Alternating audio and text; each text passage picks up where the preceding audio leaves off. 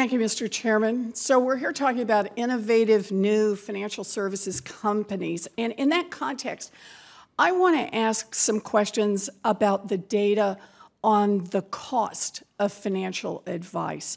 So, Dr. Evans, you're the director of the Financial Markets Group at the Government Accountability Office and an expert on all things financial markets, and you look at a whole lot of the data in this area. Is it your sense that it is now harder or easier for middle-income savers to access investment advice? So I would say easier, and that's a qualitative assessment, and it's based on consensus.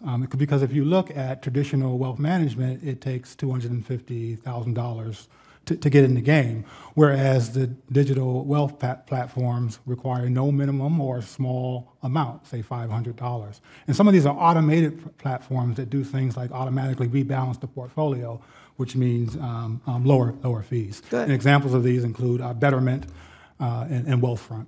Good. So getting easier. And Mr. Turner, you're a research analyst at S&P Global Market Intelligence. You're also an expert on all things financial markets. In your expert opinion, is financial advice getting more expensive or less expensive for investors? Thanks, Senator. And I think just echoing those, as you continue to see the growth in digital advisors, with much lower fees, consensus seems to be that advice is getting less expensive. So here you are. You're both independent experts. I appreciate your opinions. They reflect the data. They reflect the facts as best we know them. But the National Chamber of Commerce apparently disagrees with you, and they think they have bought some facts to back them up. Last week, they hosted a meeting to complain about a new Department of Labor rule that prevents Americans from saving for retirement, who are saving for retirement, from being cheated by their investment advisors. It's called the fiduciary rule. I know you're all familiar with it. And it requires investment advisors to offer advice that is good for the customers, not advice that makes more money for the investment advisor. Now, the Chamber was hyping a new study, which they had bought and paid for, claiming to show that the new rule made financial services more expensive for families. Now, my first guess when I saw this is that they were pushing around this so-called study because under the new fiduciary rule, financial advisors are hurting for profits. So, Mr. Turner, this is your area of expertise. With the new fiduciary rule in place, are investments shrinking and are financial advisors hurting for profits?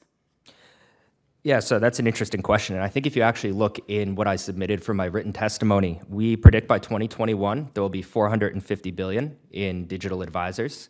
That's a fourfold increase from where it was at the end of last year.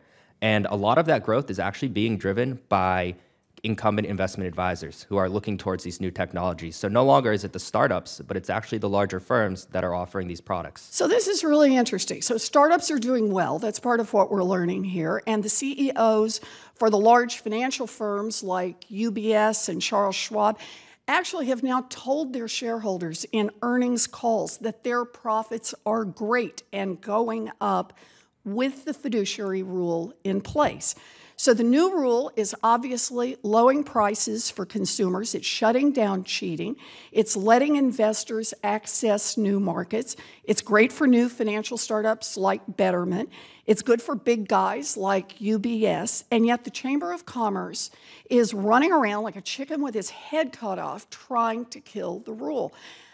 I get it. There are some investment advisors who built their profit models on kickbacks and on tricking their customers.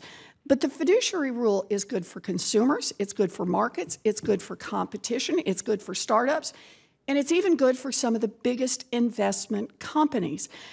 Even so, the lobbyists and the trade associations like the National Chamber of Commerce are sucking down billions of dollars every year in this town, and those dollars don't keep flowing unless there's a fight somewhere. So the lobbyists and the trade associations keep right on fighting whether it makes any sense or not. If I ran one of these companies, I would take a long, hard look at all of the shareholder money that is wasted on trade associations and membership in the National Chamber of Commerce. I think they're being taken for a ride.